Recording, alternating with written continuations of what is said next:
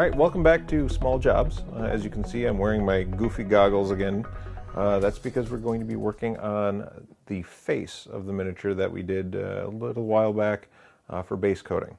I thought we'd get into some of the meatier details of the miniature. So we're going to get into that, and obviously I'm going to need some heavy-duty magnification for this. First thing I'm going to do is I'm actually going to wash the miniature. At least wash the skin, in this case her face.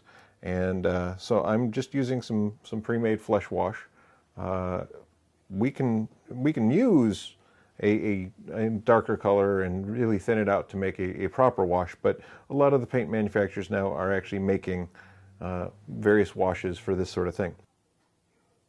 So in this case I'm trying to actually concentrate around the various facial features, so the lips, the nose, the eye sockets, to make those kind of pop. It may look a little dark, but it'll dry kind of nicely, and we're going to highlight over that anyway. Don't forget to get her ear. And so that's our wash, and that'll give us some bone structure to work with on her face. So now we're going back to the same flesh color that we used initially. This is kind of the Caucasian. And so what I'm going to do is I'm going to pick out some of the highlight features, her nose, her cheeks, her forehead, maybe the bottom of her chin, I'm sorry, this part of her chin, so that those will pop.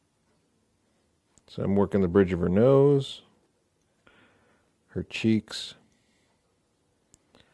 Can't see much of her chin, but we do have to get the tip of her ear.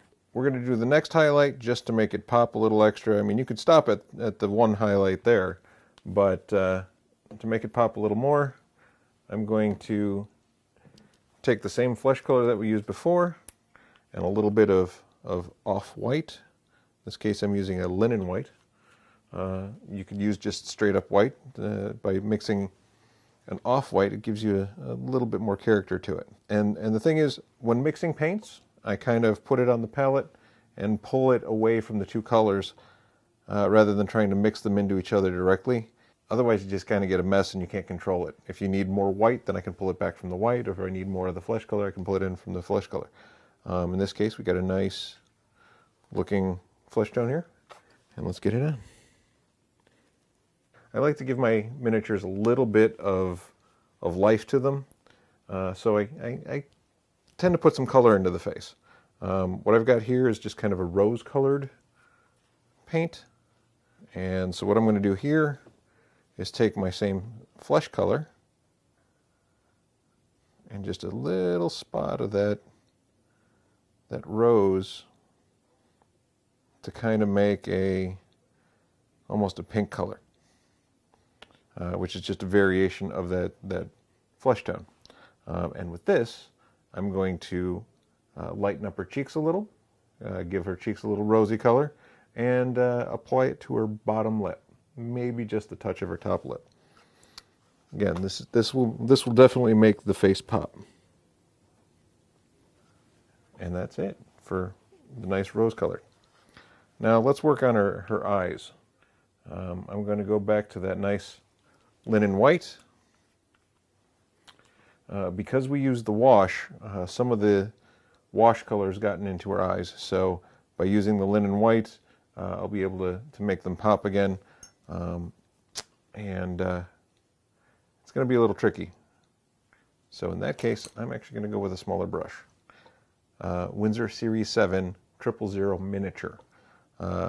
Kind of an absurd brush because it holds almost no paint at all, but we're painting two tiny little spots, so it doesn't take much. Now she kind of looks like a zombie.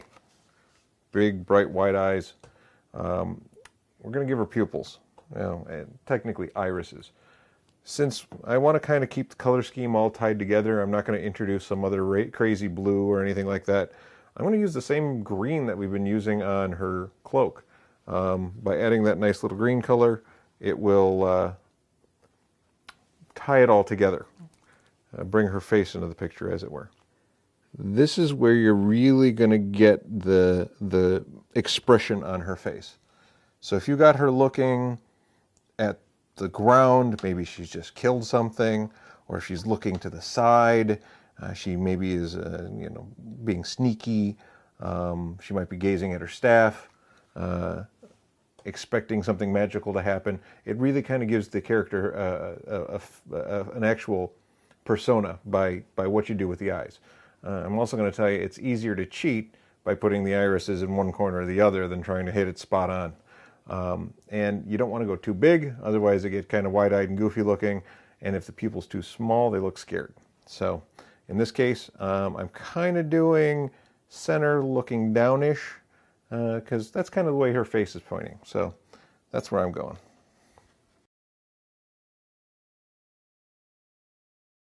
And that's how to paint the face of a miniature. Thank you for joining us this time on Small Jobs. Next time we're going to get into shading and highlighting of the same miniature and see how that works out. If you want to see this and other segments on Small Jobs, please be sure to check out playthegamepodcast.com in the Small Jobs section. Thanks for joining us.